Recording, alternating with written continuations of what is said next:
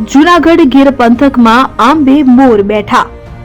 આ વર્ષે કેસર કેરીનો મબલક પાક આવવાની આશા જગતના તાત અને વેપારીઓ દ્વારા સેવામાં આવી રહી છે।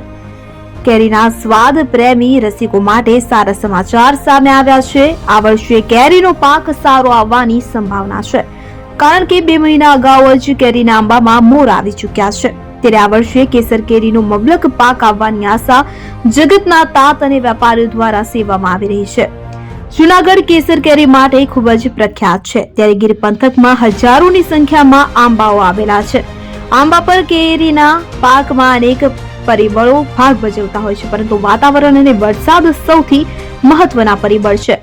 આ વર્ષે ચોમાસા દરમિયાન ધોધમાર વરસાદ થયો હતો અને તેના કારણે આંબાના બગીચામાં પણ ખૂબ જ સારા વરસાદને કારણે પૂરતું પાણી મળી રહ્યું છે।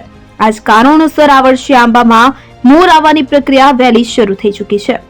આંબાના બગીચા ધરાવતા ઘણા વિસ્તારોમાં આંબામાં મોર આવવાના શરૂ થયા છે અને હાલની વાતાવરણની પરિસ્થિતિ આંબા માટે ખૂબ જ લાભદાયક છે, તેથી પાક પણ મબલક આવવાની આશા સેવાઈ રહી છે। બીજી તરફ જૂનાગઢ જિલ્લાના મેંદરણા, સાસણ, તાલાલા સહિતના આંબાના બગીચાઓમાં ખૂબ જ સારી રીતે મોર આવી ગયા છે અને આ વર્ષે બગીચા ધારકોનું કહેવું છે કે દર વર્ષે માત્ર એક જ ડાળીમાં એક જ મોર આવતા હોય છે, પરંતુ આ વખતે પ્રથમ વખત એવું બન્યું છે કે એક જ ડાળીમાં 5 મોર આવ્યા છે।